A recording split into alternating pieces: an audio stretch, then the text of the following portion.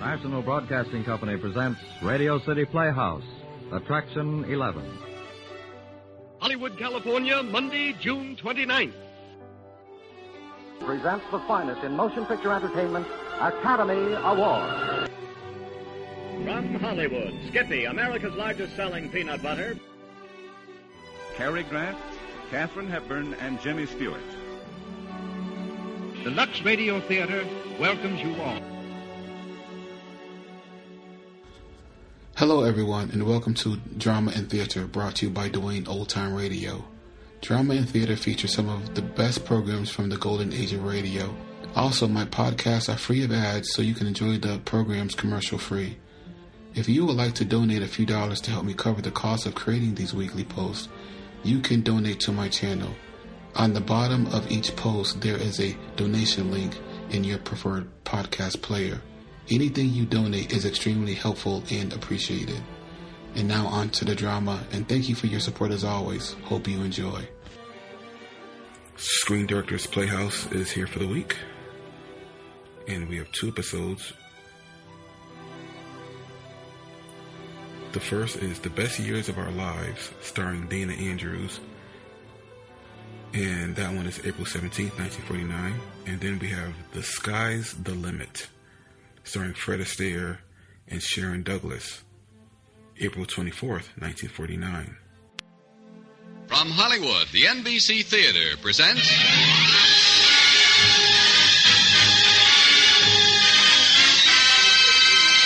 Screen Director's Assignment. Production, The Best Years of Our Lives. Director, William Wyler.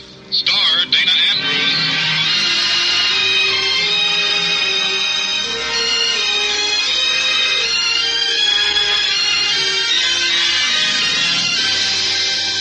Screen Directors present a dramatic document from a time so well remembered. The Academy Award-winning motion picture story, The Best Years of Our Lives, starring Dana Andrews and introducing the director of the film, William Wyler.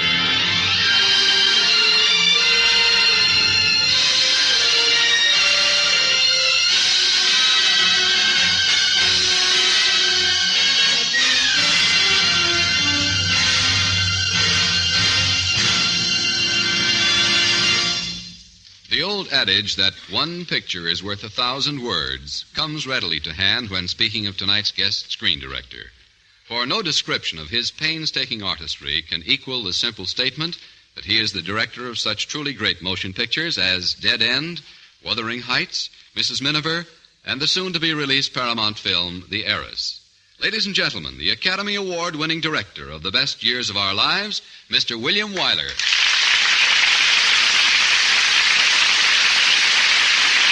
Thank you. I wanted very much to make The Best Years of Our Lives because, along with the fiction of the story, there is a deep truth of homecoming servicemen whose most familiar memories had suddenly become strange.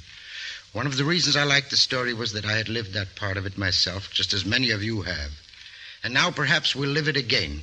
Here is The Best Years of Our Lives, starring Dana Andrews in his original role of Fred Derry, with Janet Waldo as Peggy Stevenson.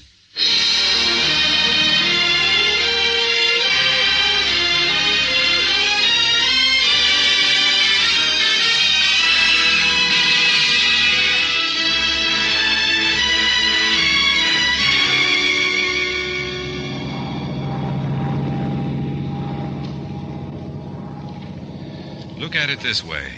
Your name is Fred Derry. You were a bombardier for most of the war in Europe. But the war is over. You're still in your captain's uniform. But now you're going home. There are 2 other men up front with you in the old B-17. Homer Parrish, the Navy man, got on with you in New York. The older man got on at Wright Field. Hiya, Captain. My name's Al Stevenson. Fred Derry. Hiya, Sarge. Well, this is Homer Parrish, Navy. Hello, Al. You both from Boone City, too? We sure are. Shake, Fred. Shake, Homer. What you liked about Al Stevenson right away was this. He grabbed Homer's forearm and pumped it warmly without even a glance at the steel hooks that took the place of hands at the end of Homer's arms. Gee, things sure look beautiful from up here. I never thought so. This used to be my office, sort of. Bombardier, weren't you? Yeah. Cigarette, Fred? Don't mind. Homer? Oh, I'm sorry. That's all right. I can get it. Thanks, Al. Match? I've got it. Thanks, Homer. Al? Much obliged, Navy. You ought to see me open a bottle of beer with these hooks. You got nothing to worry about, Homer. I can dial telephones, I can drive a car, I can even put nickels in jukeboxes. But what, Homer? You see, I've got a girl. She knows what happened, doesn't she? Well, sure, but she doesn't know what these hooks are like. Well, she's the right kind, isn't she? Sure, Al, but after all... Then you'll be okay, kid. Just wait and see. Toss you boys for who pays for the airport taxi.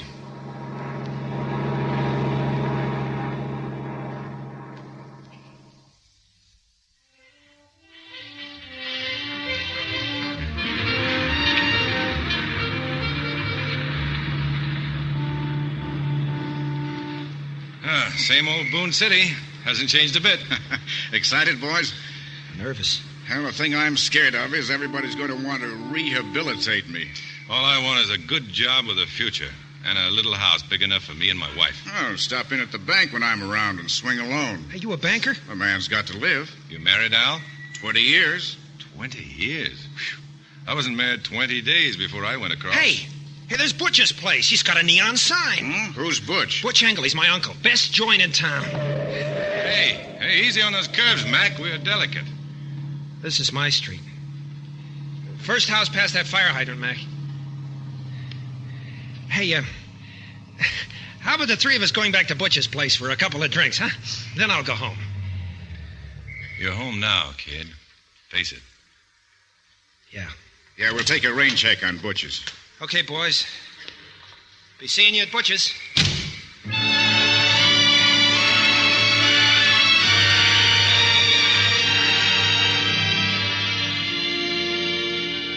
Ten minutes later, you drop off Al Stevenson in front of the swankiest apartment in town. Oh, I feel as if I were going in to hit a beach again.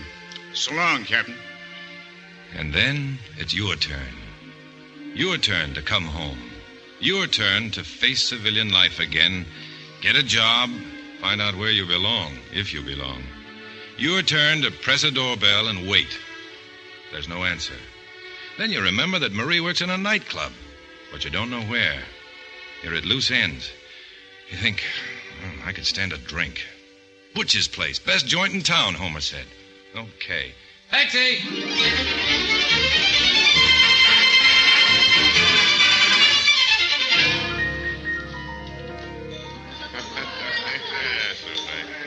Hey, Butch, stop torturing that piano. Homer Parrish. I don't believe it. Hi, Unc. Gee, it's good to see you, kid. Homer! Fred, how'd you get here? Hiya, Homer, old shipmate.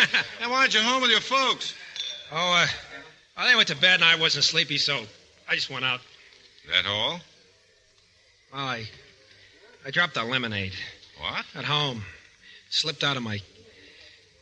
Well, you'd think it was something awful the way Wilma ran out of the room crying. Wilma, that's your girl, isn't it? Yeah. Where's your wife, Fred? Well, she's working. I couldn't find out where, so I came here. Drop off Al, okay? Yeah, swankiest apartment in town. We'll never see him again. Hey, Millie, this is it. This is the best place we've been in yet tonight. Hey, it's Al. Speak of the devil. Hey, Al. Banker. Got change for a nickel? Homer. Freddie, my boy. How's it, Al? Buddies. Millie, my wife, and Peggy, my daughter. Hi. Homer of the Navy and Fred of the Air Force. How do you do? Homer, I just had a telephone call for you. For me, Butch? What about? Wilma'd like for you to come home. Oh, why can't they leave a guy alone? Maybe because they're fond of you, Homer. He left the house in a peeve, got them all worried. Well, they get me nervous. Well, nice meeting you, folks. Good night, all. See you later, soldiers. Bye. Take it easy, Homer. Good night. He isn't happy. He dropped the lemonade, period. I tried not to notice his hooks. That's the trouble. People just keep staring at them, or else they keep staring away from them. Hey, I feel like dancing. That's a charming idea. Well, I'm a charming fellow. Come on, girl. Oh, don't yank at me. 1, 2, 3. 1, 2, 3. 1. So you're Al's daughter. Peggy, you're Fred. I'm, just a little bit under the weather. You've got a tough job ahead, catching up with Dad. Why isn't he at home with his family? His first night home in 3 years. Why are you under the weather? Why did Homer rush out of the house tonight? Nervous out of the service, I guess. Sure. Hey, somebody, give that Air Force captain a drink. He's way behind.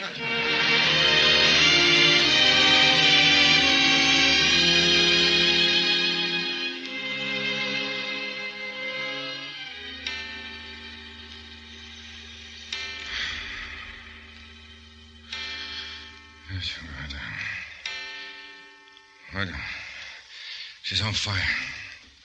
Her wing's on fire. She's on fire. She's going down. Bail out, you guys. Godorsky, get out of that plane. There goes the tail gunner. Fred, what's the matter? Get out of there, Godorsky. She's burning up. Fred! Get out. Get out. Wake up, Fred. Wake up. She's burning.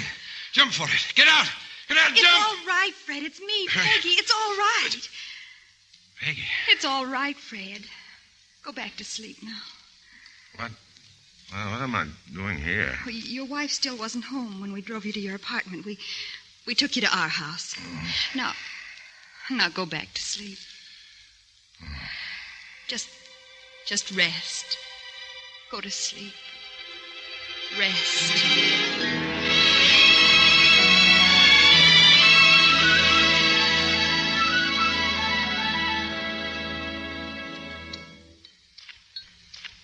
Eggs all right, sir? Oh, fine, Peggy, thanks.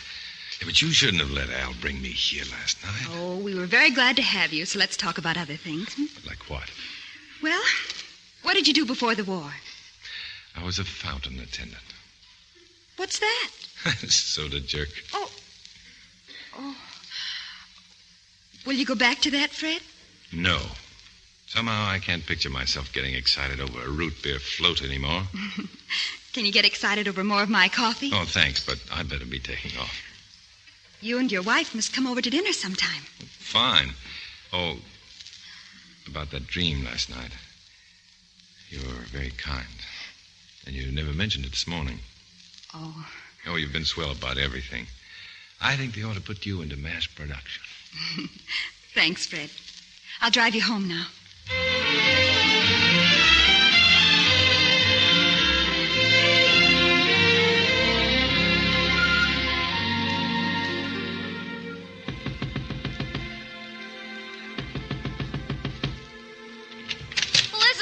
Time to... Freddie! Marie! Oh, Freddie, darling. Well, why didn't you let me know? You know now, honey, I'm home. Oh, darling, darling. Oh, Fred, I've missed you so. Baby.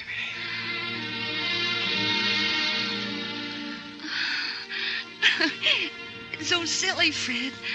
Isn't it silly, darling? I feel just like a bride again.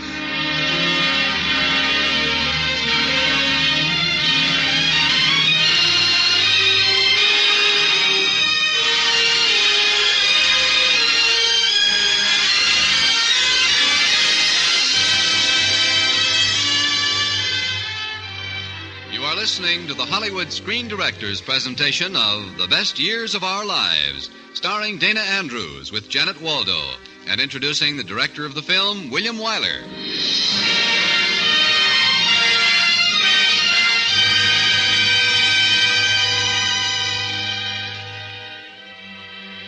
You've been taking your time getting used to being a civilian again, to being home. You don't want your old job back, but you do want to see Mr. Bullard at the drugstore who lost his son in the war. A big drug chain bought Bullard out, but he's still there filling prescriptions. Somehow, without your wanting it, he leads you upstairs and introduces you to Mr. Thorpe, the employment manager, and the first thing you know, you're being interviewed for a job. But of course you understand, dearie, that since this business changed hands, we're not under any legal obligation to give you your old job back. I wasn't thinking about my old job, Mr. Thorpe. I hope for something better. What experience have you had? I worked 2 years behind the fountain here and 3 years behind a Norden bomb site. Any experience purchasing supplies in the Army? No, I just dropped bombs. You were an officer. You probably acted in an executive capacity. You had to command men. No, sir. I was just responsible for getting bombs on the target. I didn't command anything. Mm-hmm. Well, we might be able to provide an opening for you as assistant floor manager. Your work would require part-time duty behind the fountain. I don't think I'll be... What salary? $32.50 per week.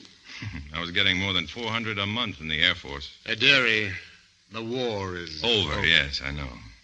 Well, I'll look around, Mr. Thorpe. Thank you very much, anyhow.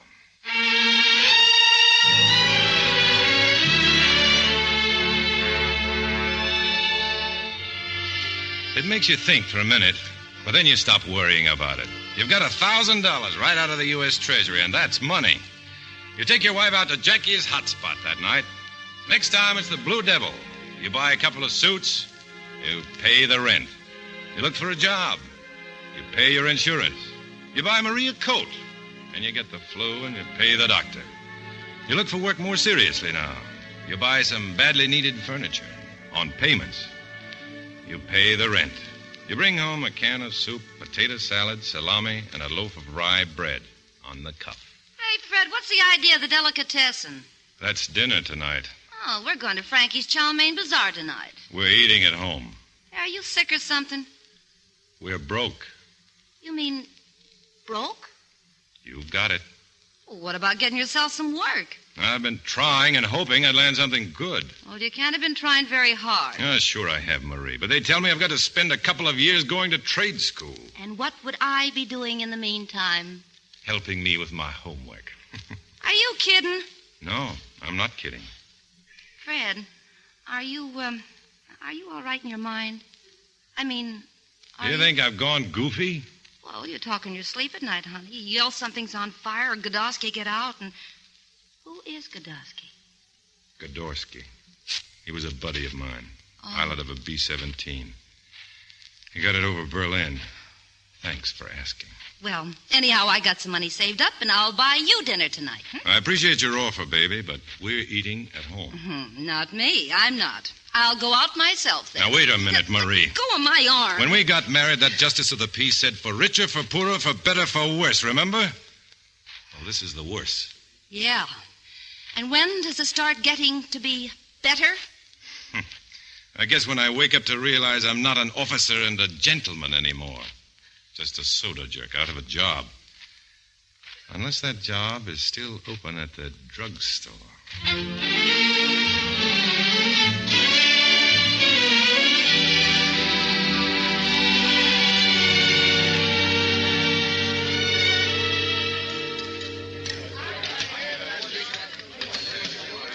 Mr. Derry, will you explain this complexion cream to me, please? I'll be with you in just a minute, madam. Peggy! Hello, Fred. How did you know I was working here? I called your wife to invite you both over to dinner. She told me to ask you. Are you doing anything for lunch? What? No. I'll see you at Lucia's in 20 minutes. Next, please.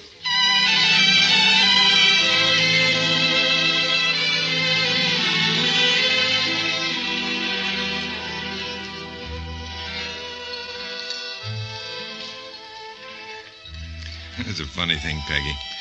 When I was overseas, I told myself, when I get home, I'll never eat in joints like this. I like it. It's cozy and private in this little booth.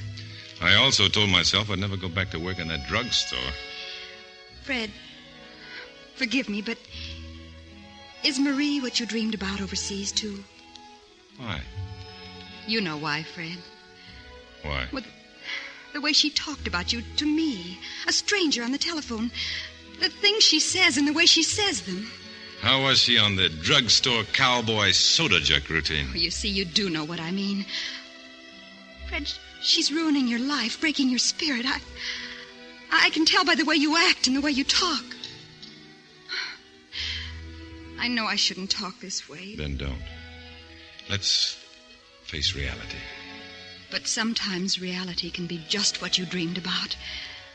You never know about people until they're put to the test. I found that out. But there's a friend of mine, one of these expensive girls from the horsey set who never could think beyond the next cocktail party. Last year, she married a boy just out of the Marines. And now they have a baby. He's taking a course at Ohio State, and they live in a trailer, and she loves it. Does she think it's worth it? She happens to love the guy. Did you hear me, Fred? I heard you. Peggy, I want to kiss you. Say no, and I won't. I won't say no, Fred. I won't say no.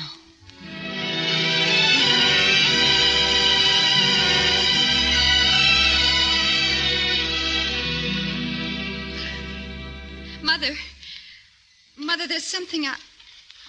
Yes, Peggy? Dad, Yes. Go on, girl, go on. I had lunch today with Fred Derry, and he kissed me. Kissed you? I practically asked for it. Peggy, are you in love with Fred? I didn't want to be, but I am. Well, what about his wife? He's miserable with her. She's destroying him little by little, and I can't allow it. Peggy, is Fred in love with you? He loves me, and he hates her. I know it. Maybe you know it. That's for me to find out.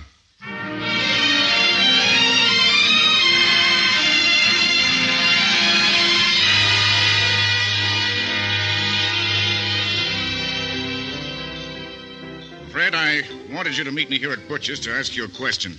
Shoot, Al. I'll get right to the point. Do that. Are you in love with Peggy? Yes. In our family, we tell each other things. Peggy says that your wife doesn't love you.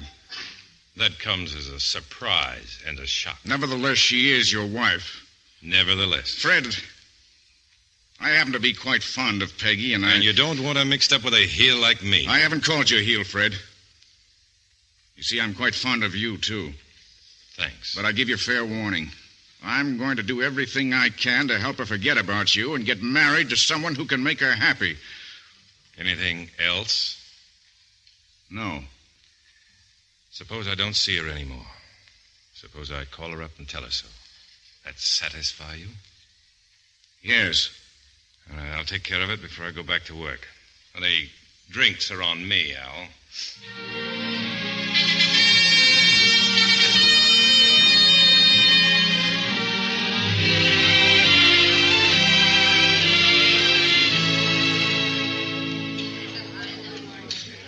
One orange juice, one thin hot cake, draw one, burn one. Hey, Bud, what about a ham and cheese on rye? Sir, ham and cheese, Doc. Without mustard, huh? Save the war paint. Hey, Fred, give me a chocolate sundae, huh? Come, my lad. For you, the house. I'll attend to that special order myself in person. Excuse me. Yeah? Mind if I ask you a personal question? I know. How did I get these hooks, and how did they work? Yeah, partly that, and partly... Well, I'll tell you. I got sick and tired of that old pair of hands I had. Always washing them and manicuring my nails. So I traded them in for these latest models. They work by radar. See? Here's your ham and cheese on rye, sir. And a chocolate sundae for the Navy. Thanks, Fred. See, mister? Here's how I pick up a spoon. Pretty cute, huh? You've got guts, all right. Only what good did it do you? I don't get you. Me either. Well, the Japs and the Germans really had nothing against us. They just wanted to fight the Limeys and the Reds. We got in on the wrong side. You mean you liked what the Nazis were doing in Europe? Maybe you think Pearl Harbor was just a prank. I'm not talking to you, soda boy. Listen, brother, you better pay your check and go home. So we were suckers, were we? We should have been on the side of the Japs and the Germans. All I ask you to do is look at the facts. All Germany wanted was to... I saw a ship go down with over 400 of my shipmates. Take it easy, Homer. I want to know if those guys were suckers, too. Read the papers. Why don't you read... I want to know if I was a sucker to lose my hands and get these hooks. Keep those hooks away from my face, you crazy sailor. Let go of me. Look out. Let go of my arms. Take your hands off that kid. Shut up, you dumb soda jerk. So help me, all I want is one poke at you. One... Oh. Here. What's going on here? Good heavens. Gary, what happened here?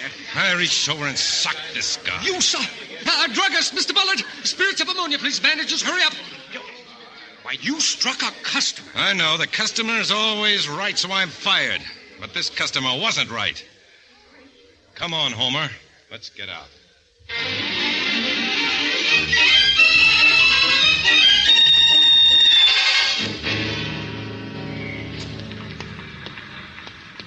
Gee, Fred, sorry I lost your job for you. Believe me, Homer, you did me a good turn.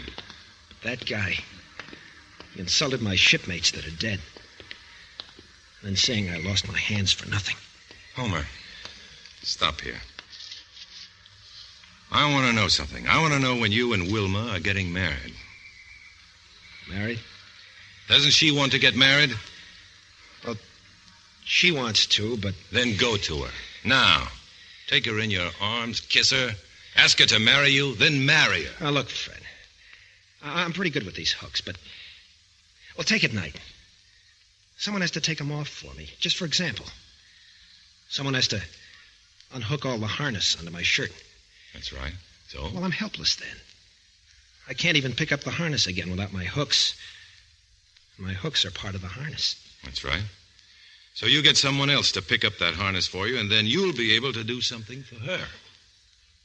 Wilma? Homer, your shipmates died so you could keep what's yours and get what's coming to you. And if you don't do it, then you're letting those men down.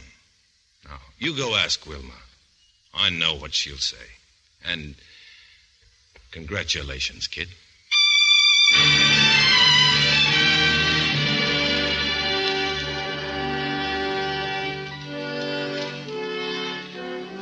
Those whom God hath joined together, let no man put asunder. For as much as Homer and Wilma have consented together in holy wedlock, and have witnessed the same before You've God seen Homer slip a ring on Wilma's finger with those hooks of his. And the tears in your eyes aren't pity, but pride. What a guy, you think. What a man. And you're proud. I pronounce that Homer and Wilma are man and wife. God bless you both.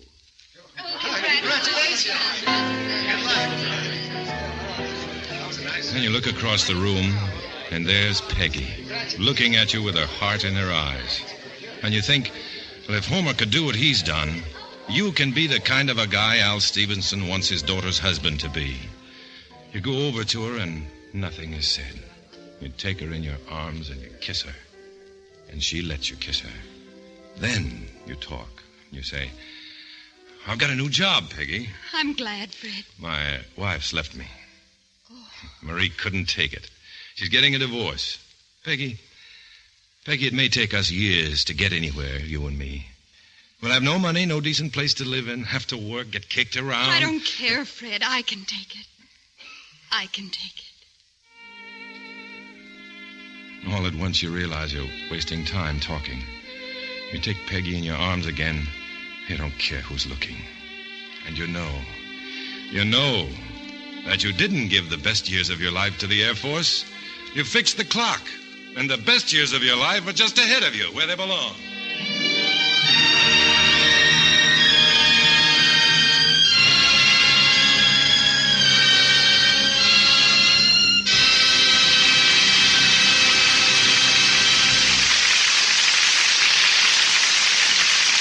Our stars will return in just a moment.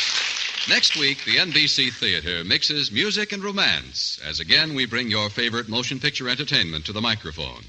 Our story will be The Sky's the Limit, and our star, Fred Astaire. And now, here again are Dana Andrews and Janet Waldo and screen director William Wyler.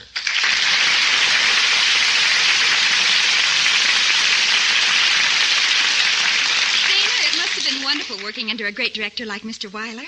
Oh, it was. He taught me a great deal. About acting? I taught him how to be a magnificent soda jerk. Janet, he really made me take a course in being a fountain clerk.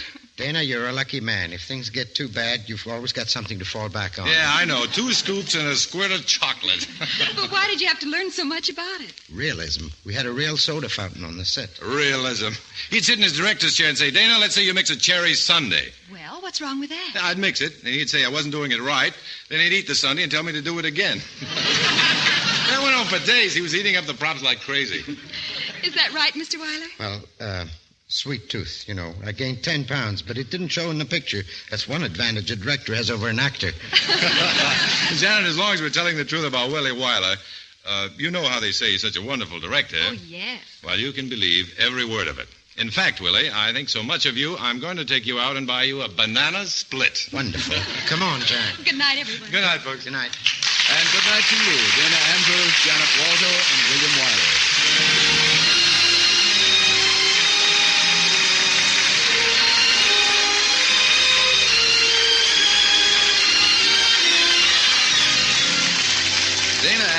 appeared through the courtesy of Samuel Goldwyn, upon whose Academy Award-winning motion picture tonight's presentation was based. Mr. Andrews can soon be seen in the forthcoming Universal International production, The Sword in the Desert. Included in tonight's cast were Ted Von Eltz, David Ellis, Virginia Gregg, Howard McNear, Gerald Moore, Ken Christy, G.G. Pearson, Earl Ross, and Dan Riss. The Best Years of Our Lives, based on a novel by McKinley Cantor, was adapted for radio by Milton Geiger from the screenplay by Robert E. Sherwood. Original music was composed and conducted by Henry Russell, and production was under the supervision of Howard Wiley. Associate producer, Ray Dietrich. Your announcer has been Frank Barton. Listen again next week when the NBC Theater presents... Screen Director's Assignment. Production, The Sky's the Limit. Director, Edward H. Griffith. Star, Fred Astaire.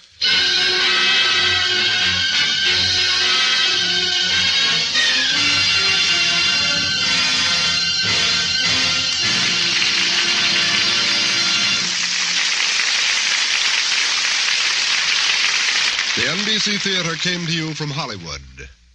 This is NBC, the national broadcasting company.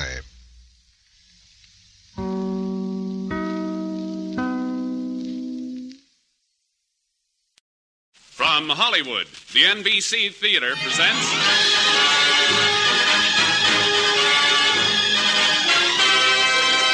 Screen Director's Assignment. Production, The Sky's the Limit. Director, Edward H. Griffith. Star, Fred Astaire.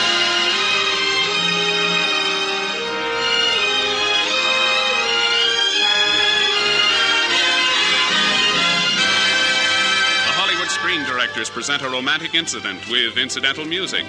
For the first time on the air, The Sky's the Limit, starring Fred Astaire in his original role, and introducing the director of the film, Edward H. Griffith.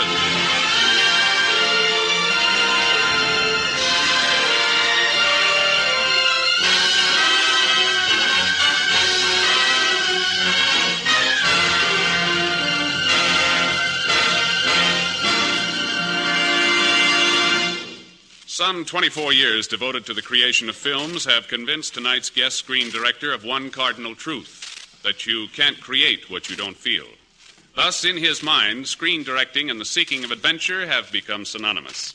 From the Arctic to the tropics, he has searched out a wealth of experience in order to bring a distinctive quality of realism to such films as Holiday, Animal Kingdom, Café Metropole, and Bahama Passage.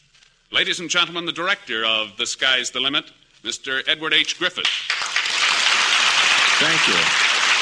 It was only a few years ago that a new kind of motion picture literature came to our screens. The story of the war was being told, and The Sky's the Limit told part of it from a unique vantage point. Not from a battlefield overseas, but from a furlough in New York. Today, there's a surprising, nostalgic appeal to this story of romance on the edge of the unknown. A story told as it was lived so many times with a chuckle, an offhand gesture. Now here it is, The Sky's the Limit, starring Fred Astaire as Jerry Burton.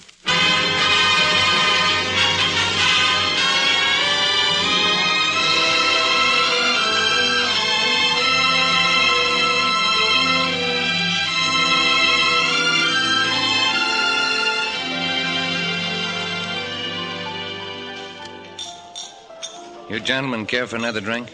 Bourbon and soda here. Reg, what about you? No, nothing, thanks, Jerry. Excited, huh? You said it. Last week I was a million miles away from Peggy, and now... Now you're going to have a wife again. For a little while. She's going to have a husband. It's a funny war. Yeah.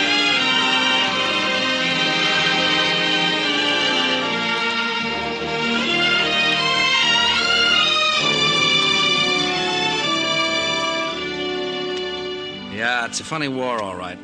Last week, you and Reg were flying thunderbolts over Germany. Tonight, you're in civilian clothes, sitting at the bar of the Colonial Club in New York, and it feels great. They'd sent you home for one of those public relations tours. Now the speeches are over, you have 7 days leave, and you've made up your mind to do nothing but have a little fun pretending you're a civilian. And forget your captain, Jerry Burton. Come on, Jerry. Peggy's train's due in half an hour. She and I... we don't have much time. You watch Reg's face.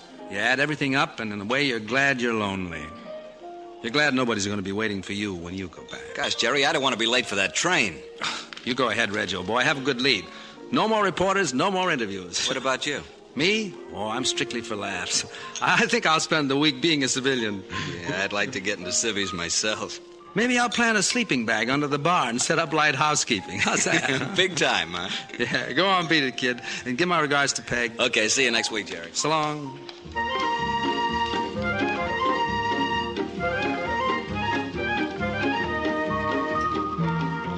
Reg walks out, and that neat gray business suit you've got on feels kind of strange. Then you look down the bar and you see a girl. She's the most beautiful girl you've ever seen. Just like that, you know exactly how you're going to spend your leave. Another drink, sir? No, that girl at the end of the bar. You know her name? Oh, sure, Jean Mannion. She's a photographer. Who's the fellow she's talking to? Phil Harriman. Nice guy. He's her boss. He publishes Eyeful. She certainly is. No, I mean that high-class picture magazine. She's going to take pictures here tonight. Thanks. They seem to be arguing. Maybe they need a referee. Jean, I love you, but please let me run my magazine my own way. The whole world is exploding, Phil. Why can't I go to Russia or China instead of photographing stupid nightclub celebrities? Oh, miss, would you be interested in taking my picture? Who are you? I'm directly descended from the guy who ate the first oyster. I see the resemblance. Go away. Look, Phil, why not give me a chance to go overseas? Jean, I like you here. I don't want you traipsing all over the world like a... Like a three-legged antelope. Like a three-legged antelope. Hey, that doesn't make sense. That's what you get for eavesdropping. Oh, that man is impossible. Hand me my camera, Phil. I'm going to work. Now, that's what I call a fascinating girl. Yeah, she sure is. She makes me tingle all over. Hey, do I know you? No, but don't apologize. I've got news for you. I think we're going to have something in common. Indeed. What? I'm beginning to tingle, too.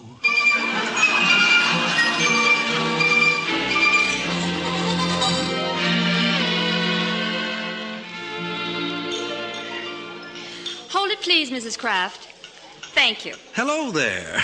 Oh, it's you again. Exciting, isn't it? Just what do you want, Mr. Whatever your name is? Jerry Burton. Burton's the name. It's this way. There I was, minding my own business, easing my way through a bourbon and soda, when suddenly I looked up. I'm terribly busy, Mr. Burton. And there you were. There you stood, Jean, the most beautiful, the most enchanting, the most desirable, the most fascinating woman I'd ever seen in all my life. Pardon me, but your adjectives are showing. All I said to myself was, Jerry, you're in love. That's fine. Now, if you'll pardon me... You mean you're not going to dance with me? I most certainly am not. Stop dragging Don't me. make a scene. You dance divinely. You know, you interest me. Oh, I'm just a little thing my mother dreamed up.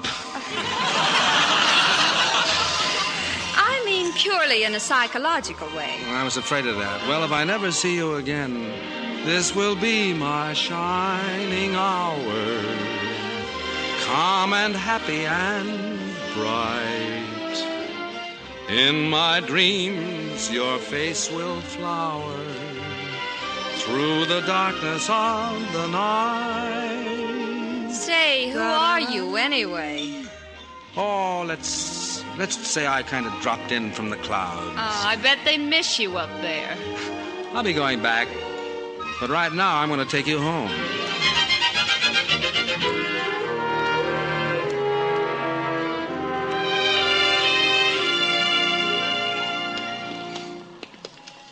I still don't know why I'm letting you walk me home. Just one of those things. Why do owls stay up late? Who knows why? Hey, look. I found a penny. Here, put it in your shoe. For luck. Yeah, maybe you need it. I couldn't be luckier than I am right now, here with you. But you don't even know me. In my business, you get to know people fast. What is your business, anyway? Oh, just drifting around. You know something? There's a war going on. Did you ever think about just drifting into that? Yeah, I've thought about it. Just not interested? Not right now. Really? Don't you even have a job? Not at the moment. Well, I suggest you find one. Okay, maybe I'll get a job, honey, just for you. What are you doing tomorrow? Photographing a construction job. Oh, where? 56th and 3rd Avenue. Well, this is where I live. Oh, very nice. Oh, thanks for the penny. Money means nothing to me. Good night, Jerry. Good night, Jean. Wow. A girl like that at a time like this. Well, what do you know?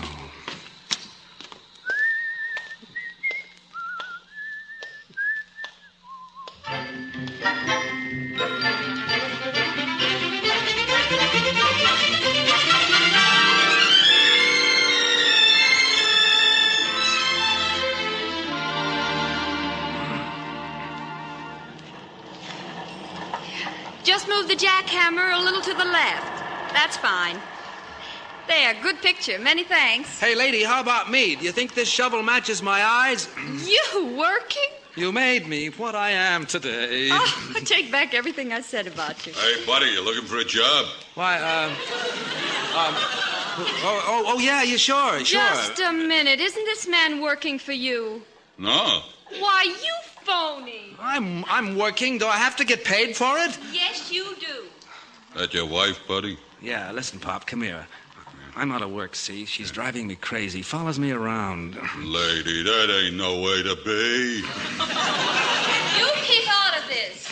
Buddy, if my wife done this, I'd bust her right in the nose. But you see, I can't because she...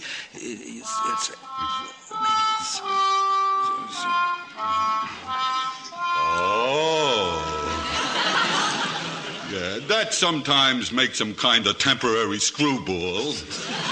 Oh, so now I'm screwball. Lady, these things happen every day. Oh, of all the arrogant insults. Uh-oh, there she goes. Hey, Pop, here's your shovel. Jean! There's still nothing like a good bust in the nose. Well, Jean! Seriously, are you crazy? If I am, it's your fault. Oh, Jerry, why don't you come back to Earth? I will, someday. Why not today? Ever work for a publishing firm? Oh, there you go again. Work. Yeah, I've hacked around a few newspapers, yeah. Well, that's wonderful. Why? I want you to see the man I work for, Phil Harriman. I'll speak to him about a job. On one condition. What's that? Dine with me tonight. You promise you'll go to work? I promise.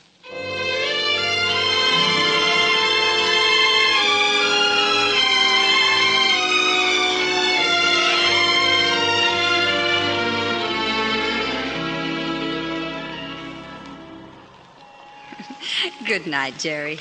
It's been a wonderful evening. Jean, do you mind if I ask you a question? No? How come you never married your boss? Why do Al stay up late? I don't know. Well, he's in love with you. Even I could see that last night. Oh, Phil's awfully nice, but not the right man, I guess. What's he like? The right man? Oh, Wordsworth put it pretty well. How? A creature not too bright or good for human nature's daily food, for transient sorrows, simple wiles, praise, blame, love, kisses, tears, and smiles. Jean, there's something you ought to know. I'm not... Oh, Jerry, look, don't tell me what you're not. Tell me what you are. A guy with you in his eyes. That's all. Oh, Jerry. Jean. I think I'd better go in. I wish you wouldn't. You won't forget about tomorrow. I won't forget. What's tomorrow? Well, you're going to ask Phil for a job. Oh, that. Yeah, sure. Good night, baby.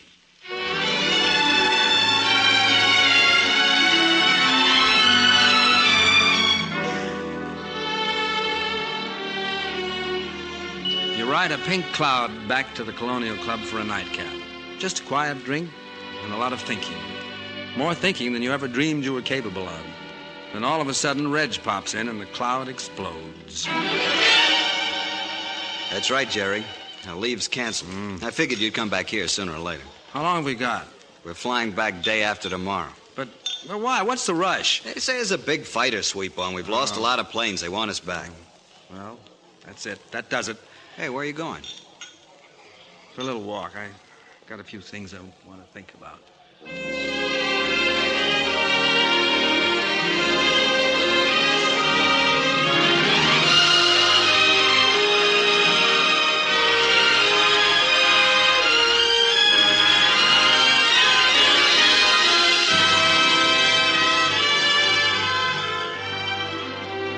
You are listening to the Hollywood Screen Directors presentation of The Sky's the Limit, starring Fred Astaire, with Sharon Douglas, and introduced by the director of the film, Edward H. Griffith.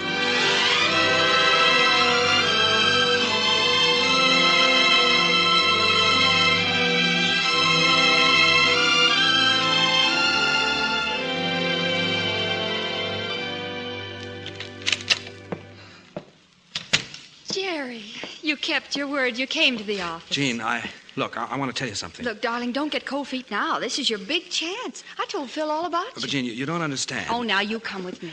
Here's Phil's office. You can go right in. Jean, can't we...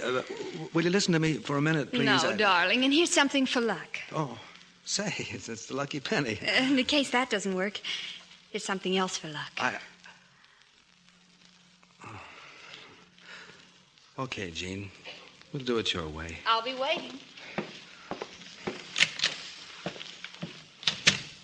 Huh? Oh, hi. I remember you. You're Burton, the fellow Jean's been talking about. Jerry's the name. I'm Phil, Jerry. Sit down. Thanks. Now, frankly, Jerry, are you serious about a job? Frankly, Phil, no. Well, that's that. You don't play gin rummy, do you? Oh, a little bit. Well, I just happen to have a deck of cards on my desk. Is this the way you treat everybody who walks in here? Oh, just the people I like. I'll deal. Go ahead. Mind if I talk while we play? About what? You. I've heard a lot about you. Through Miss Mannion, of course. You want that card? No. You don't want to talk about me. You want to talk about Jean. You sure like to toss off those low ones, don't you? Well, I play a rather unorthodox game. So do I. Tell me something. Why don't you marry Jean? What? You wouldn't be in love with her yourself, would you? We're not talking about me. You want this queen? No. Go on. Sure, I like Jean. I've liked a lot of girls. But you don't want to marry, huh? Live alone and wolf it. Yeah. Yeah. When I do marry, it'll be someone like a creature not too bright or good for human nature's daily food, for transient sorrows, simple wiles, praise, blame, love, kisses, tears, and smiles. Kisses, tears. Hey, that's very good. Wordsworth, isn't it? Yeah, that belongs to the one girl I'll never forget. Say, what's the name of this game? Gin. That's just what I've got. Thanks, Phil. I win.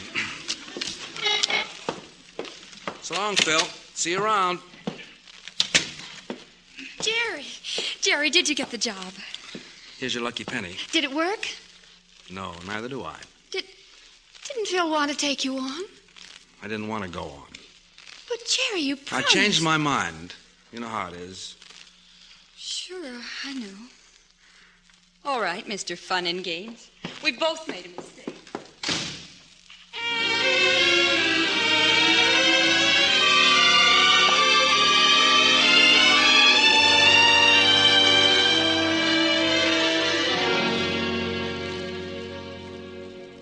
Want to throw me out of your office? No, Phil, I'm glad you came in. Jean, this Burton fellow, he was the big thing, wasn't he? Why don't you tell me what a sap I was? I'll tell you what a sap you can still be. Marry me, Jean. Really, Phil? Well, you see, Jean, I need somebody like you. A creature not too bright. What? Well, you didn't let me finish. A creature not too bright or good for human nature's daily food. Who told you? I told Jerry. You told... Then you're the girl. The one he'll never forget. He said that? Oh, somehow I'm beginning to suspect I've botched this thing but good. Oh, but you haven't, Phil. If Jerry said that, it means he... What does it mean? Don't worry, honey. Just leave everything to your Uncle Phil.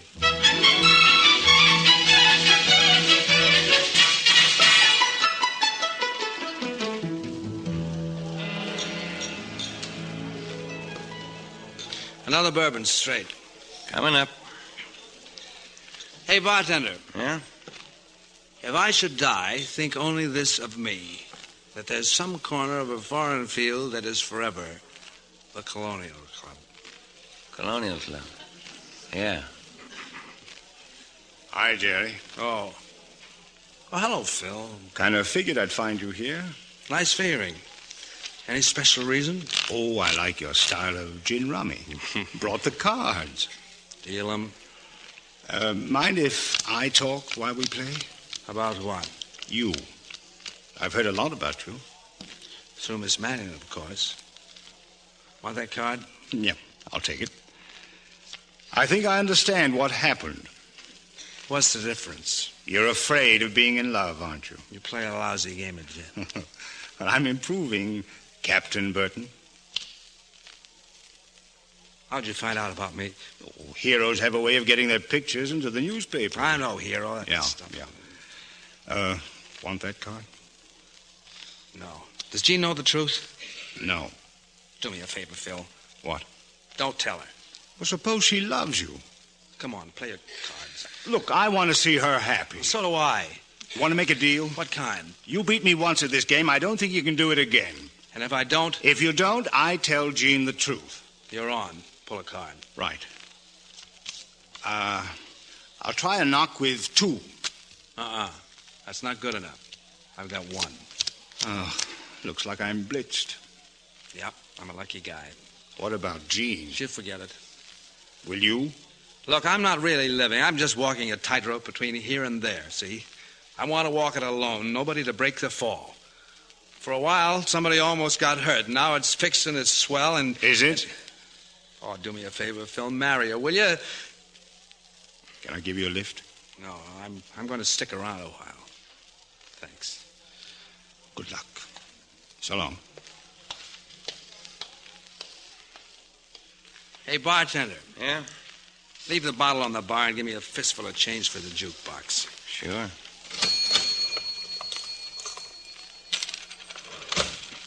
Thanks.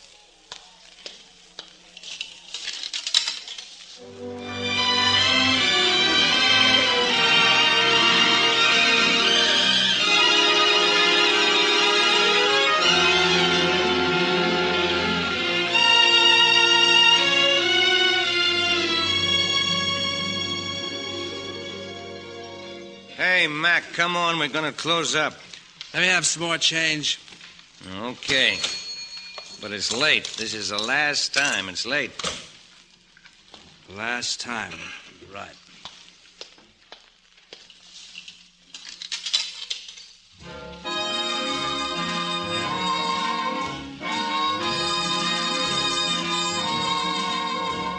It's 3:15.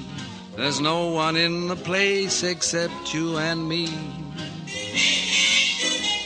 So set 'em up, Joe. I've got a little story you ought to know.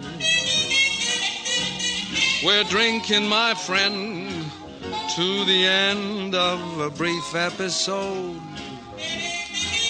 Make it one for my baby and one more for the road. I got the routine, so drop another nickel in the machine. I'm feeling so bad, I wish you'd make the music dreamy and sad. Could tell you a lot, but that's not in a gentleman's code. Make it one for my baby and one more for the road. You'd never know it, but buddy, I'm a kind of poet, and I got a lot of things to say. And when I'm gloomy, you simply gotta listen to me until it's talked away.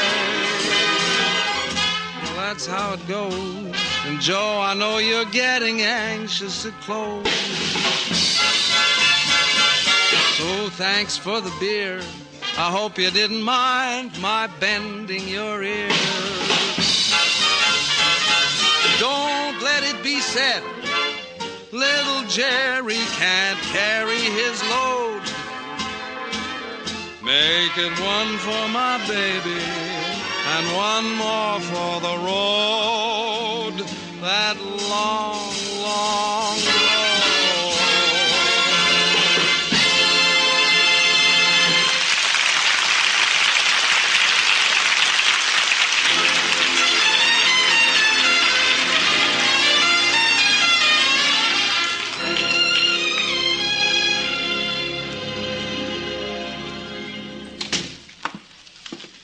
Did you want to see me, Phil? Yes. Jean, are you sure you don't want to marry me? Oh, Phil, please. Yeah. Well, in that case, I might as well be noble about this. I've got an assignment for you. Oh, a good one? You know those fighter pilots who were sent back home, the ones the papers made such a fuss over? I read about them. Well, they're going back overseas today, so grab your camera and get out to LaGuardia. Right. Is there anything else I should know? Yes. Your boss is a half-baked idiot. Now move fast. You haven't got much time.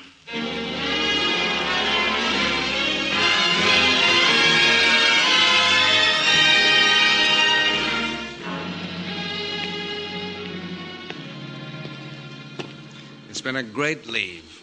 Just great. You're walking across the tarmac toward the waiting transport plane. Your stomach feels like a pretzel doing a loop, and there's something else there. Loneliness.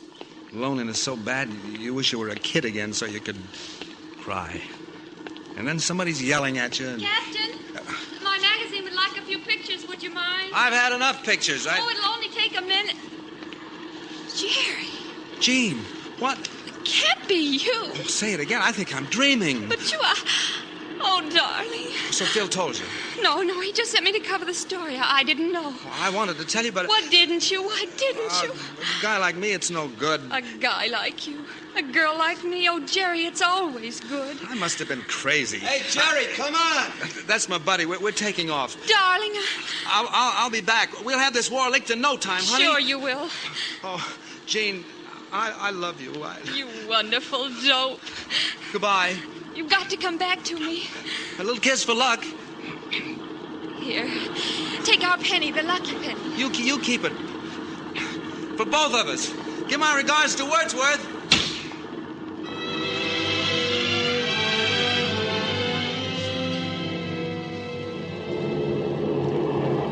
Suddenly you're airborne. As the plane wheels over the base, you see her down below, waving. And just like that, you know everything's going to be all right. Everything's going to be swell.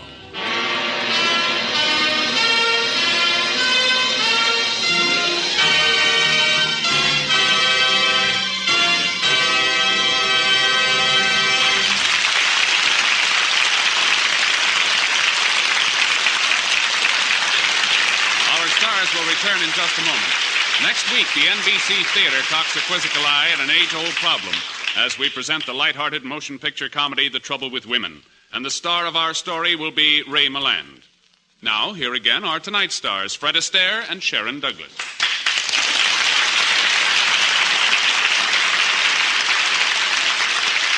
You know, Fred, there's one scene in The Sky's the Limit I'll never forget. And you didn't do it on the air tonight. What's that, Sharon? The one for my baby number when you broke a great big mirror during your dance. Well, I'll tell you why we didn't do it tonight. I learned to play gin rummy during the picture. Well, you mean that has something to do with it? Certainly. When I broke the mirror, that meant 7 years bad luck. Now, if we did the scene tonight, it would have meant 7 years bad luck for the rehearsal and another 7 years for the actual show. What about the gin rummy? Sharon, you wouldn't want to wish 21 years bad luck on a gin rummy player, would you? I mean... Oh, now I understand. Good night, Fred. Good night, everyone. Good night.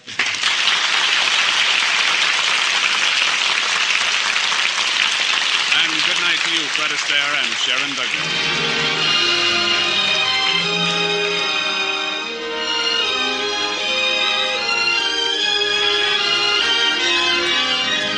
The Sky's the Limit was presented through the courtesy of RKO Pictures Incorporated, producers of Adventures in Baltimore, starring Robert Young, Shirley Temple, and John Agar. Fred Astaire will soon be seen in the MGM Technicolor production, The Barclays at Broadway. Included in tonight's cast were Jay Novello, Harry Bartell, Barton Yarborough, Ed Max, and Dan Riss.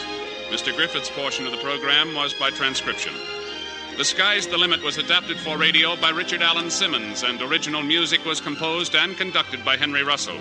Production was under the supervision of Howard Wiley, associate producer Bill Karn. Your announcer has been Hal Gibney. Listen again next week when the NBC Theater presents Screen Director's Assignment. Production, The Trouble with Women. Director, Sidney Landfield. Star, Ray Milland.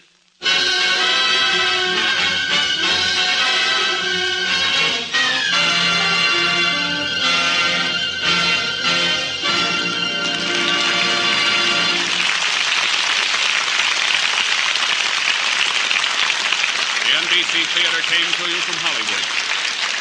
This is NBC, the national broadcasting company.